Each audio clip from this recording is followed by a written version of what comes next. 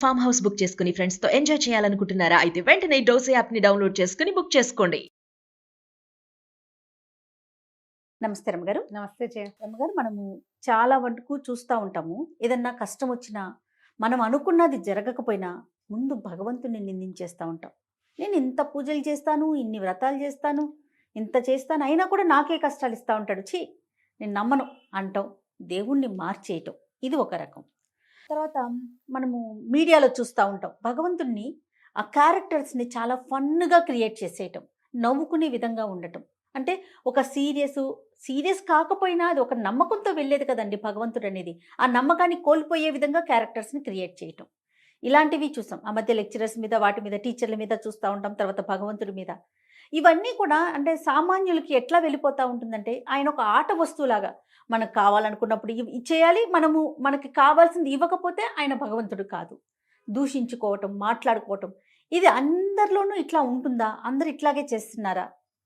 నాకు తెలిసి అంటే ఇదేదో కమ్యూనిటీ పరంగా మాట్లాడటం అని కాదు, కానీ కొన్ని కమ్యూనిటీస్, కొంతమంది ఒక కల్ట్లోనే ఇలా జరుగుతుంది. మిగతా కల్టులో అట్లా ఉండదు. చాలా కట్టుబడి, చాలా నియమంగా, నిబద్ధతతో ఉంటారేమో అనిపిస్తుందండి నాకు. దీనికి జయ అతి పరిచయాద్ అవజ్ఞ అని ఒక వాక్యం చెప్తారు. బాగా పరిచయం ఉంటే విలువ ఉండదు. మన పరిస్థితి, హిందువులు ఆ స్థితిలోకి వచ్చారని నేను అనుకుంటాను. ఇతర మతాలకి దైవాలు వాళ్ళని గురించిన విషయాలు ఏమీ తెలీదు వాళ్ళకి. అదేదో బ్రహ్మ పదార్థం అని ఒళ్ళు దగ్గర పెట్టుకుని ఉంటారు, జాగ్రత్తగా ఉంటారు. దైవారాధన విషయంలో అటు ఇటు పోరు. మనకి పురాణాలు ఇవన్నీ, వీటి వల్ల, ఎక్కువ పురాణాల వల్ల, వేద పరిజ్ఞానం ఉన్న వ్యక్తులు మనకు సమాజంలో విరివిగా కనపడడం వల్ల, దేవాలయాలు విస్తారంగా ఉండటం వల్ల, ఈ పురాణాలు వీటి వల్ల ప్రవచనాలు ఎక్కువ అవటం వల్ల, అవన్నీ వింటూ ఉండేసరికి వాళ్ళని మనం క్లోజ్ అనుకుంటాం.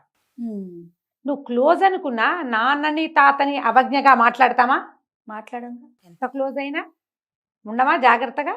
ఇప్పుడు ఎలా వస్తుంది, కాలం గడిచే కొందికి వీడికి అమ్మని తుస్కరిస్తాడు, నాన్నని తుస్కరిస్తాడు, తాతని, మా అమ్మని, అమ్మమ్మని, అతిగా గౌరవించవలసిన వ్యక్తులందరినీ అవజ్ఞగా మాట్లాడడమే మనం మీడియాలో చూస్తాము, నేర్చుకుంటాము. సినిమాల్లోనూ అంతే. టీచర్ల పట్ల, గురువుల పట్ల, బాబాగారుల పట్ల, ఎవరైనా బాబాలు, గురూజీలు ఉంటే వాళ్ళని హాస్యాస్పదంగా ఏవో రకరకాలు ఉంటాయి. అందరూ ప్లస్గానే ఉండరు. ఒకప్పుడప్పుడు కొంతమంది ఏదైనా వాళ్ళ వల్ల ఏదైనా మోసాలో ఇబ్బందులో జరిగి ఉండొచ్చు. వాళ్ళని ఒకళ్ళని అంటే అందరినీ అన్నట్టే అవుతుందన్న ఇంగితం మర్చిపోయాం మనం. అవును. పైగా మనకు అసలు ఏమిటి, నీ అంతటి నువ్వు పుట్టావు లేదు, రేపు ఎక్కడో పుడతావు, నీకు తెలుసా? అది నీకు తెలిసిందేమిటి? ఈరోజు మాత్రమే నీకు తెలుసు. రేపు మీద నీ కంట్రోల్ లేదు, నిన్నటి మీద నీ అదుపు లేదు. ఈ అదుపంతా ఎవరికి ఉన్నది అని మనము ప్రగాఢంగా లోపల నుంచి నమ్ముతామో వాళ్ళని తీవ్రంగా గౌరవించాలి. బాగా భయపడి, భయంతో ఉండాలి వాళ్ళ పట్ల, జాగ్రత్తగా ఉండాలి. అది ముందు కాలాల్లో ఉండేది. క్రమంగా ఏమైంది, ఇప్పుడు ఈ కాలం గడిచే కొందికి ఏమిటో సైన్స్ వేరని, అదేమిటో బ్రహ్మ పదార్థం సైన్స్ అని, నిజంగా బ్రహ్మ పదార్థం ఏదైతే ఉందో అది మనకు అర్థం కాదు కదా. మనకు అర్థమైంది ఈ పాత్రలు, ఈ కథనాల వల్ల. సులువుగా మాట్లాడడం ఇవి ఎక్కువైపోయినాయి. ఇది వరకు కూడా ఉండేది చాలా తక్కువ. ఇది ఎప్పుడు చెప్తారమ్మా, ఎప్పుడో రామదాస్ గారు పరమ భక్తితోటి ఎవడబ్బా సొమ్మను కొలుకుతూ తిరిగావు నాయన అని అడిగాడు రాముణ్ణి. పరమ భక్తితోటి ఎన్ని రకాలుగా సేవించాడు రాముణ్ణి. ఆయన అంతా సేవించి తన సర్వస్వము రాముడికి అప్పగించి దెబ్బలు తిన్నప్పుడు అన్నాడు, ఒక్కసారి అన్నాడు. రామదాస్ కీర్తనలు ఎన్నున్నాయమ్మా, ఆయన అన్నది ఎన్నిసార్లు? ఒక్కసారి. అది కూడా మామూలు స్థితిలో కాదు, సావు కొడుతుంటే అది కూడా నీకు ఇవి చేయించాను, మీ ఆవిడికి ఇవి చేయించాను, నీ భార్యకి, నీ తమ్ముళ్ళకి ఇవి చేయించాను, ఇంత విశేషంగా చేస్తే నువ్వు హాయిగా పెట్టుకుని తిరుగుతున్నావు తండ్రి, నాకు ఈ దెబ్బలు తగులుతున్నాయి, దెబ్బల కోర్చకతి అన్నాను కానీ ఇంకొకటి కాదు అని అందులోనే క్షమాపణ చెప్పుకుంటే రామదాస్ తిట్లేదంటే నువ్వెవడివి, రామదాస్కి నీకు పోలిక. ఆయన కాదు, డైరెక్ట్ గా మాట్లాడతాడు. ఆయన కాలిగోటికి కాదమ్మా, ఆ గోరు తీసి చెడిపోయి విరిగిపోతే బయట పారేసిన గోరు ముక్కతో సమానం కూడా కాదు మనం. ఏమిటి మనకేముంది, ఎవరితోటైనా పోలికేమిటి, పెద్దవాళ్లతోటి పిచ్చి మాటలు కాకపోతే. అవును రాము గారు. రామదాస్ తిట్టడం ఏమిటి? అసలు రామదాసు అని అనొచ్చా మనం? రామదాసు గారు అనే అనాలి. అనాలి, కరెక్ట్ అండి. ఆయన ఏమిటి మనం పక్కింటాయన్ని చేసుకుంటే ఎట్లాగమ్మా చెప్పు? అవునండి. ఇప్పుడు వారి లెవెల్ ఏంటి? మనుషుల స్థాయి ఏమిటి? మన స్థాయి ఏమిటి? కనీసం ఎవరికైనా తీసి మనకు వచ్చిన దాంట్లో ఎవడి వల్ల వచ్చిందో కూడా వాడికి ఇవ్వమే మనం ఇప్పుడు. సమస్తము భగవంతుడికి ధారాదత్తం చేసేవాళ్ళు సామాన్యుల మనుషుల, వాళ్ళు దేవతలు కాదు మనుష్య రూపంలో. వాళ్ళ గురించి ఒక వెగటగా ఒక మాట అంటే బుద్ధి జ్ఞానం లేని మాటలు కాదు. అవునండి. వీళ్ళ మీద కేసులు పెట్టడం అక్షరాల కరెక్ట్ చేయాలి. నా మటుకు నేను అదే అనుకుంటా. ఇట్లా చేస్తేనే రేపొద్దున సినిమాలు తీసేవాళ్ళు, నాటకాలు ఆడేవాళ్ళు, ఇవి చిన్న చిన్న ఇవి చేసేవాళ్ళు, దేవుడి గురించి భగవంతు నామధేయాన్ని వెగటుగా ఉచ్చరించేవాళ్ళు, వీళ్ళందరికీ బుద్ధి వస్తుంది. జయ, నిజంగా నేను నాకు అర్థమైనంత వరకు వీళ్ళందరికీ పళ్ళు రాలుతూనే ఉంటాయి ఏదో ఒక సందర్భంలో. కానీ మనం చేసిన ఈ తప్పు, ఈ పిచ్చివాగుడు వల్లే మనకి ఇది వచ్చిందని గుర్తించరు. అందరికీ తగులుతాయి జయ దెబ్బలు. అవును రాము గారు. ఒక్క మాట అనకూడని మాట అంటే గ్యారంటీగా దెబ్బ తగులుతుంది. కానీ మనం ఈ మాట అన్నాం, దీనివల్ల ఇది జరిగింది అన్న ఇంగితము ఉండదు. ఇది లేకపోవటానికి కారణం ఏంటంటే చెప్పే కదా, భగవంతుడితోటి అమిత పరిచయం మనకి ఎక్కువ వినటం వల్ల. భక్తి శ్రద్ధలతోటి అప్పుడప్పుడు వినే అవకాశం ఉన్న కాలంలో జనాలకి భక్తి భయం ఉంది, భయము భక్తి ఉండేవి. ఇప్పుడు ఏమైంది? ఇదివరకు ఏం చేసేవాళ్ళమో సంవత్సరానికి 2 సార్లు 3 సార్లు సీతా కళ్యాణం వినేవాళ్ళం, 2 సార్లు వినేవాళ్ళం అయిందా. అక్కడి నుంచి మన పాండవ ఉద్యోగ విజయాలు లాంటివి ఏడాదికి ఎక్కడో ఒక చోట, అంతేనా. రేడియోలో ఎప్పుడో వినేవాళ్ళం. రేడియోలో వస్తే ఇల్లు వాకిళ్ళు శుభ్రం చేసుకుని మధ్యాహ్నాలు ఎక్కడ అంట్ల గిన్నెలు కూడా లేకుండా సీతా కళ్యాణం పెట్టుకుని వినేవాళ్ళు జయ. అంత శ్రద్ధగా మనకి ఇంకో అవకాశం లేదు. ఇప్పుడేమైంది? నువ్వు ఫోను నిమిషం వింటావు ప్రవచనం, నిమిషం విని విని విని విని విని రాముడు మీ ఇంట్లో వాడని, కృష్ణుడు మీ పక్కింటాయనని, ద్రౌపదీదేవి ద్రౌపదేవి రుక్మిణీదేవి మన పెద్దక్కయ్యలో మేనమావ కూతుళ్ళో అని ఇలాంటి భావాల్లోకి వచ్చేస్తున్నాం. వీరిని మాట అనకూడదు, ఈ పేరు ఎత్తకూడదు, పేరు ఎత్తేందుకు కూడా మనకు అర్హత లేదు అన్న ఇంగితం పోయింది. కరెక్ట్ రాము గారు. 400 ప్రవచనాలు విని అన్నీ మనకు వచ్చు అనుకోవటం, వాటి మీద మళ్ళీ మాట్లాడటం. తర్వాత ఏమవుతుంది? రోజు మాట్లాడి మంచి మాటే మాట్లాడితే ఎట్లా, వెగటగా మాట్లాడాల్సి వచ్చినప్పుడు కూడా ఇవే పేర్లు తీసుకోవటం, అంతే కదా. అక్షర సత్యం. ఇదే జరుగుతోంది. పూర్వం అమ్మ తాతగారి పేరు పెడితే పిల్లలకి ఆ పేరుతో పిలిచేవాళ్ళు కాదు, ఆయన పేరుని ఆయన్ని గౌరవించేవారు. గౌరవించడం కోసం ఊరందరూ కూడా వాళ్ళకి వేరే పేరు ఉండేది. ఊరు వాళ్ళు కూడా ఆ పేరుని ఏదైనా కాగితాల మీద రాసేవాళ్ళు. కానీ పెద్ద ఆయన ఈ ఊరికి అన్నం పెట్టిన వాడు ఆయన పేరు ఎత్తకూడదని, ఆ పేరుని నోటితో పిలవకూడదని. ఇప్పుడు మీకు భగవంతుడు అంత సులువైపోవటం ఏమిటమ్మా కారణం? చెప్తున్నాగా, ఎంతసేపు వినడం, అన్నీ మాకు తెలుసు అనుకోవటం. ఏదైనా ఒక వాక్యం చెప్పాను, అదేంటండి మీరు ఇలా చెప్తారు, ఇలా కాదుటగా, అదటగా, అలా ఉందిటగా అని ప్రతి వాళ్ళని తాతకి దగ్గులు నేర్పినట్టు నేర్పుతూ ఉండటం. మీరు ఇలా చెప్పారు కానీ ఇది కాదు. అక్కడి నుంచి పురాణాల్లో ధర్మ సూక్ష్మాలని ప్రతి వాడు తన తల అద్దం చూసుకుని తప్ప దువ్వుకోలేని వాళ్ళందరూ కూడా వీటి మీద డిస్కషన్స్, అక్కడ ఉన్న ధర్మ సూక్ష్మాలు అవన్నీ మాట్లాడటం. ఆయన అక్కడికి ఎందుకు పంపించాడు, ఈయన ఇలా ఎందుకు చేశాడు, మీ వాడు నాన్ వెజిటేరియన్ తిన్నాడు అంటాడు ఇంకొక త్రాష్టుడు, తింటే తింటాడు, మీకేంటి అసలు. పైగా మన దేవుడని మనం చెప్పుకుంటున్న రాముడు మన కాలం నాటివాడు కాదు, మనకి 2 యుగాల ముందరివాడు. ఆనాటి కథ ఏంటో మీకు తెలుసా? రామాయణంలో ఏముందో అది తప్ప, అది కూడా నీకు అంతా ఏం తెలుసు? నువ్వు ఎవరెవరి దగ్గర ఏమేమి ముక్కలు విన్నారో మనకు అదే తెలుసు. అతికించుకున్నాం కదా రమ్మగారు మనమంతా, అంతే. మనకు తెలియదు కదా, డైరెక్ట్ గా మనం ఏమైనా విన్నామా? వాల్మీకి మనకి ఏమైనా చెప్పారు? చెప్పలేదు. మధ్య భాగాలు వచ్చినాయి. అవి వచ్చిన దాంట్లో మీరు వినేదంతా మాట్లాడే వాళ్ళంతా వినరమ్మా, అవన్నీ చదవలేదు. వాల్మీకి ఆశాంతం చదివిన వాళ్ళు ఎవరు? పెద్దవాళ్ళు కొద్దిమందే. మిగిలిన వాళ్ళంతా ఈ పెద్దలు చెప్పిన సందర్భాల ప్రకారం ఆయా వాక్యాలు విని, ఇంకొకడు ఉన్నాడు మహానుభావుడు, నాతోటి మధ్య ఎప్పుడో డిస్కస్ చేశారు ఒక అతను.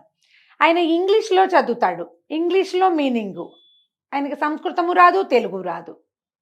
నువ్వు ఇంగ్లీష్ ద్వారా నువ్వు దీన్ని తెలుసుకుంటావు, దాని మీద ప్రశ్నిస్తావు. సరాసరి దాని నుంచి వాక్యార్థం తీసుకోవటం కానీ భావార్థం తత్వార్థం ఏమీ లేవు. డైరెక్ట్గా ఏం తెలుసు? ఎవరో ఇంగ్లీష్లో ట్రాన్స్లేట్ చేస్తే అది వీళ్ళు వింటే దాని మీద ప్రశ్నిస్తారు. ఇవన్నీ కూడా పోయే కాలం వచ్చిందమ్మా మనకి. మన కాలం దగ్గర పడి ఇలా మిడిమిడి జ్ఞానంతో మాట్లాడతాం. పురాణ పాత్రల మీద సినిమాలు తీసేటప్పుడు ఒళ్ళు దగ్గర పెట్టుకుని తీయాలి. నువ్వు ఒక్క క్యారెక్టర్ని సరిగ్గా చూపించలేదంటే ఎవరో ఒకళ్ళు నీ మీద కేసు పెడతారు, నీ సినిమా ఆగిపోతుంది. ఈ భయం రావాలి. నువ్వు ఏదైనా విషయం మాట్లాడేటప్పుడు సీతాదేవి కాదా రుక్మిణీదేవి కదా అని పిచ్చి వాగుళ్ళు వాగకూడదు. నువ్వు వాగేవంటే నీ మీద కేసులు పెడతారు. అంతెందుకు రమగారు, ఆ మధ్య మనం రావణాసురుని హీరోని చేయాల. ఆ రావణాసురుడు హీరో, రావణాసురుడు చాలా పెద్ద హీరో. అదొక గాలివాటం అనుకుంటాను. అంతే. ఒక విషయం వచ్చినప్పుడు దాని మీదే మాట్లాడడం, చెడైనా అందరూ మాట్లాడడము. అక్కడి నుంచి ఒకటి అక్కడెక్కడి నుంచి వాళ్ళు అలా చెప్పారు అని. ఇప్పుడు మనకి ఏంటంటే అన్నిటికీ ఇవి సాక్ష్యాలు ఉంటాయి కదా, ఆ రోజు కదా ఆ వాక్యం చెప్పారు కాబట్టి ఆ వాక్యాన్ని ఇక్కడ తీసుకురావటం, ఈ కాగితంలో ఇది ఉంది, దీన్ని చెప్పడం. నువ్వు ఏమైనా చెప్పు, మీ సొంత క్యారెక్టర్ల గురించి మాట్లాడుకోండి, రోడ్డు మీద కనపడే వాటి గురించి మాట్లాడుకోండి. పురాణ పాత్రలని పల్సన చేసే విధంగా మాట్లాడకూడదు. మీకు పళ్ళు రాలుతాయి గ్యారంటీగా. దేనికైనా పళ్ళు రాలితే దీనివల్లే రాలిందని తెలుసుకోండి, అప్పుడు మాట్లాడకుండా ఉండండి. మిగిలిన వాటిలలో ఉన్న ఇదేంటంటే ఏదో వేగ్గా వాళ్ళకి కొంచెము కథే తెలుసు, ఎక్కువ తెలీదు. మనకి ఇవన్నీ ఎందుకున్నాయమ్మా? పలసన కావటానికి కాదమ్మా ప్రభు స్వామి మన దగ్గరికి వచ్చేది. నిన్ను తన దగ్గరికి తీసుకోవడానికి, మానవులని మోక్ష మార్గం వైపు నడిపించటానికే ఇన్ని వేదాలు, 4 వేదాలు విభాగం చేయబడ్డాయి. అందులో నుంచి ఉపనిషత్తులు వచ్చినాయి, వేదార్థం చెప్పబడింది, వేదాంత సారం ప్రజలకు అందించబడింది.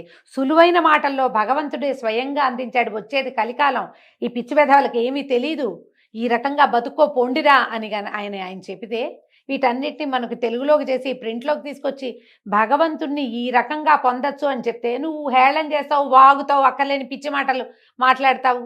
ఇంట్లో కాదు, మీకు ఒక పాయసం ఇస్తే దాన్ని మొహానికి పూసుకోమని ఇచ్చారా మా పాయసం? ఎవరైనా ఇస్తా పాయసం కప్పులో పెట్టించాం, ఏం చేయమని ఇస్తారు? తినమని కాదు, కళ్ళకద్దుకొని తినమని కదా.